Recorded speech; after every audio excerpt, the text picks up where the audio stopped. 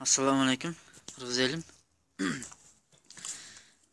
Men bir göy көчөк болгон окуяда 18-inde 9 aprel 2019 ентишел şu uykudan algan. Şu Kırgızstan göy da bul da. Bunların da karantinde bu virus pandemiya dep dünya yüzü күрөш болуп атпайбы? Bu narından өкмөт өкүлдөрүнө ыйгарым укуктуу губернатор мэрия кайрылат элем. Көчө саат 11:30-тарда үйлөм аялымды, кызымды салып продуктка барып, продукт алып, аптекадан дары алып, кайта алып деп барат жолдон болгон окуяда. Одан Нарын областынын ОВДсынын эшигинин алдынан bir 50 болбосо bir 40 чамада сотрудниктер турган экен. Токтодук. Документ сурады. Документтерди колуна бербестен эми контакт болбогула дегенден азыр шартка байланыштуу дистанцияны кармагыла дейт. Анан документтерди мындай көрсөтүп, айтсам сен колума бербейсиң деп, сени эме менен оформить этем. Анан сени камайм деп ушундай сөздөрдү козутуп айткандан макул да давай деп жерге эшикти ача калып сотрудниктер опузага салып сен каяка бартасың, анан нар жакка эмне жүрөсүң? Койгула. Продуктка бардым. Акырын эле барып эскертип койгула, барып же көчөдө жүрсөк бир жөн. Анда-санда чыгып продуктка барат экенбиз. Алып киребиз да. Десем болбой камайбыз деп, макул анда камагыла деп документ алып кетти. Ошол жерде 1 саат турдук да, контакт болбогула дейт. Жагалакташып, айланчыкташат. Нар тургула деп өздөрүнүн жумуштары билбейт ажычы. Макул камасаңар камайсыңар деп аны документтерди берип 1 саат турдук да, 1 саат турдун ошто камабайсыңар, анда мен кетейин, жүрө беремби? Макул продукт албасак коелу. Деп бардык, машинени сотрудник кошуп берди, алып бардык. Bir Нарын чөлкөмү Дасов деп коет. Айырмасы bir 5-6 километр айырма бар да. Ууда Нарын областына айылышта. Ошака барды, машинени камадык. Сотрудник чыкты, алар майыз кай тосолет токтойт экен. Биз жөө келатсак бир жолдон иним келат турас. Аны салып алып, анан ал салып алып бизди. Уулуга келдик, документти да бербейт, протоколду да бербейт, кетип калалы десек. Келсек жа сотрудник Бишкектен которулуп келген деген. Ошо мен сага протокол түзөм, 5000 сом штраф төлөйсүң деп коркуткан. Ошо бардык, ошол алган да документтерди. Документтерди берип протокол түзүп берип кетирбесиңер, сен азыр коотур. Тиги бала документ кетип калыптыр деп ошол жерден туруп калса эле. Ошо жерде сотрудниктер турат. Коркутуп берди. Сен мен тааныбайт окшойсуң. Мен Бишкектен которуп келгем. Жерде мастер спорт начогун таанып алыптыр. СССРдин. Коркутуп эле сен аябай мен окшойсуң, азыр бат эле жошутам сени. Деп анан эми жошутам деп эле коркутуп эле ошентип бергенде макул эми угуп турсак, ким авторитеттерди айттын нарында. Сен тигини тааныйсыңбы? Бул немонтини тааныйсыңбы? Бул менисини тааныйсыңбы? Ошолорду мен жапкам деп кирди. Унчуккан жокмун. Эмне сүйлөп атат деп ошол жерден таң калдым мен. Ушундай сотрудниктер бар экен. Бул бандитпи же сотрудникпи дедим да. Бул бандиттерди ушундай жумушта иштегенине мен таң калдым. Ушулардын айынан Кыргызстан ушул акыбалга келип да калды да, ушундай кадрлардын. Ушулардын айтчу сөзү. Анан начальникке киребиз дедим. Нарын областынын начальниги экен, начальник ГАИ деди, мен эле билбейт экенмин. Кирдик. Кабинетинде эле билем. Будун алдында облгай 4-кабинет кирдик сол жакта. Келсек, начальник ГАИ экен, сен статьяңды билесиңби деди. Эми статьямды билбейм, эмне статья десем, сен 100 000 сомдук штраф бар. Деди. Каякта 100 000 сом байке? Мен правительчиламда 5 000 сом бар. Койгула, токтотуп койсом, анда давай протоколун түзүп сен өзүң такка түз дагы. Кетир. Чыктык, бер жакка чыгып протокол түзүп телефонун көрсөтүп баштады. Мен баланча депутат деди, жана сотрудник Саяков же дейт. Мен бап депутат отурускам, анан тигине отурускам, мен мындай мени репер ГАИ деп коет дейт, Бишкектен келген дейт. Айланайын, ушундай кадрлар бар экен, Бишкектен ушундай кадрлар жибересиңер. Бул кайсы кылымда жашап атабыз? 60-жылдагы дети Американын жана 60-жылдагыдай эле сезилди ошол Кеннединин убагында. бандиттер, гангстерлер дейлечи, баягы милициясы деле, кайсы деле. Бул кандай мамлекет түшүндүрүп турсак, силерге ишенебизби, кимге ишенебиз? Бул келе жаткан алып кийинки муундар силерге чыдайбызбы? Ушундай аферист, ушундай адамдарга ким ишенет? Үмүтсүздүккө салат экен да мындай адамдарчы. Жана тосуп алып, бирөкөлсе баш алгандар да булар. Мындай адамдар мындай кызматта 5 мүнөт эмес. Вообще турганга укугу да жок моралдык. Мындай сотрудниктерин силер карап коюңуздар. Бул уудуңар мындай иш менен барса чатак, мындай адамдар иштебеш керек.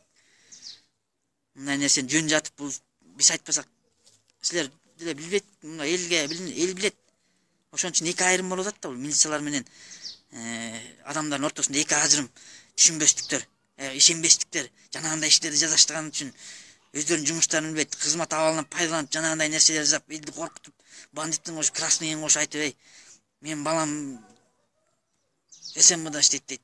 СМБда иштесе иштесин, элге кызматын алса иштесин. Мындай оор иштесин истеген болсо атасын көрүп баласы өсөт.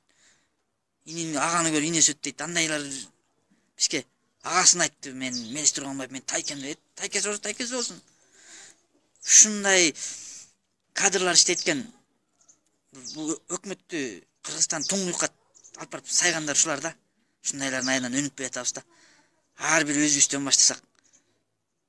Мындай айтпаса ким кандай жеткиребиз? Кайрылбаган кишини кайрылтат экенсиңер да. Тиги жерден начальниктер деле турат, ошол жерден калыс сүйлөп кичине элге мындай карап, карапайым элди мындай туура түшүндүрүү менен мындай кылгыла. Түшүнө эч ким деле чыккан жок, жумуш үчүн чыгып атабыз да, жок болсо эмне көчөгө ким эле чыкпа деселе чыгып эле, ким көчөгө чыгып эле, чыгып жүргөндөрдү кармашсын, пожалуйста, штрафовать этсин. Анын сүйлөбүз. Продуктка чыгат экен элдер, анан кармап эле ушинтип кыйнай бергендер болбойт да. Түшүндүрүү иштери жүргүзүп мына кичине. Биз деле көрүп атабыз го, оңой эмес бул. Анан бул жерден ошо уудуда жүрүп, жанагы сөздүн баарын угуп, нары бери бир күн кечке жүрдүм. Контакт болуп алат дейт. Бир күн кечке ошо контакты ошо жерде элдер пропуск алабыз, тоодо алабыз, малды кошобуз дегендер бар экен ошо уудуда. Анан пропуск ала албай жүрүшөт ошо жерде карапайым элдер, тигиге кошо албай буга. Анан бул өздөрүнө, мына мен күбө болдум. Өзүнүн таанышына пропускту жүрү деп, мен машинемди чыгарабыз деп барат. Ошол жерде бир таанышы келди машинеси менен. Азыр келет деп 1 саат анда кечке жүрдүм. 1 саат күттүр дешке, 5те келди деген. 5те барсам 6да чыкты дагы.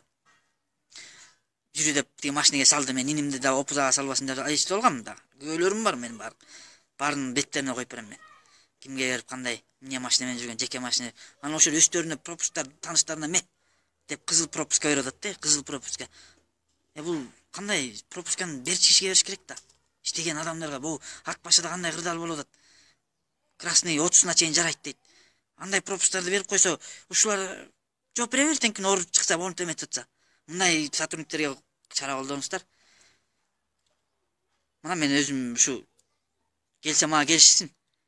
Коркутуп, красный менен, черный менен, СМС менен коркутту. Сотрудниктер кантип ушундай болсун? Өзүнүн жумуш билбейт мындай адамдар. Мындай адамдарга чара колдонуп бериңиздерди сурайм. Анан мага протокол түшкөндө да протоколду өзүнүн нугунда түшпөй, мен ременде деле неподчинение кылып жазыптыр 5500. 5500 сом мен иштеген жокпуз. Мен, например, иштебейм, аялым да иштебейт, өзүм да иштебейм. Өзүм жеке жумушчуктарым менен. Өкмөткө салым кошкондон башка салыгын төлөбүз, патентин алабыз. Өзүм дальнобойщикмин. Мынчалык аша чапкан сотрудниктерди чара колдонуңуздар. Тез аранын ичинде. Монтип пропускту каалаган кишисине берип, текшериңиздер, мен да далилдеп берем бүт машинелер ошо кимге бергендерин. Сотрудниктин аттарын таанаган нарында бири-бирибизди тааныйбыз го. Жүзүнөн эле.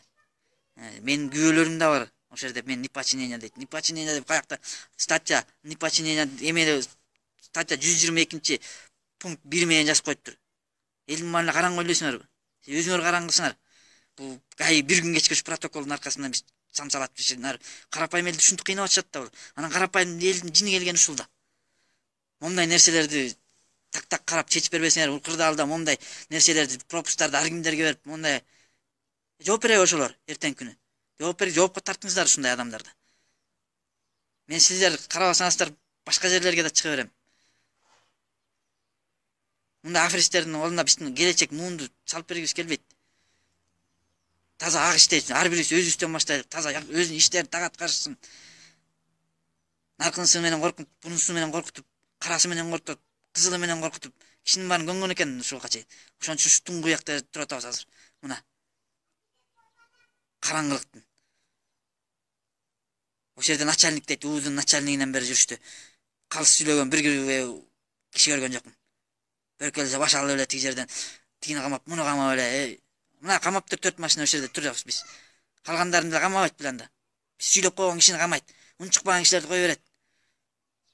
Ачыкта айтабыз да, эмне жашын ушуга чейин келдик го, макул.